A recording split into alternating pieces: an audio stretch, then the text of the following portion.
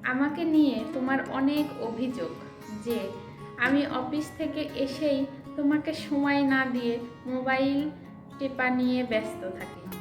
নমস্কার, সবাই কেমন আছেন? আজকে আমি আপনাদের সামনে এসেছি।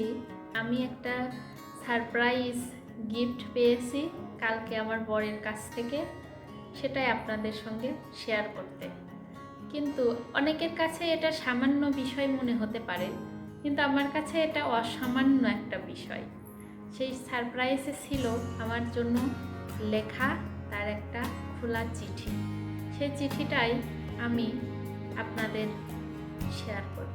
চিঠিতে কি লেখা ছিল, সে আমার প্রতি কেমন তার মনোভাব, সেটাই আমি শেয়ার করতে এসেছি। শুরু করা যাক। লিখেছে, প্রিয় বউ। চিঠিটা কিন্তু টিস্যু পেপারে লেখা ছিল, সেটাও বলছি। এখন আমি একটু পড়ে শোনাই। প্রিয় বউ, চিঠির শুরুতে জানাই আমার হৃদয়ের বাগানে ফুটে থাকা এক রাশ ফুটন্ত লাল গোলাপের শুভেচ্ছা। আশা করি মায়ের কৃপায় তুমি অনেক ভালো আছো এবং সুস্থ আছো। আমার বর মহাশয় আবার মা কালীর ভক্ত, তো এই কারণে মায়ের কৃপায় বলছে। আমিও ভালো আছি এবং সুস্থ আছি। আমরা সেই সকাল 9টায় দুইজনে একই সাথে আমাদের কর্মস্থলের উদ্দেশ্যে রওনা হই। তারপর থেকে বিকেল 6টা পর্যন্ত তোমার সাথে আমার আর দেখা সাক্ষাৎ হয় না।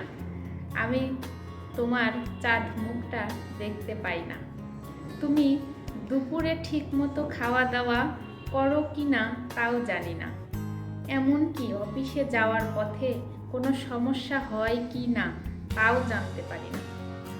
সকাল 9টা থেকে বিকেল 6টা পর্যন্ত এই সময়টুকু আমার কষ্ট লাগে তোমাকে না দেখে থাকার জন্য।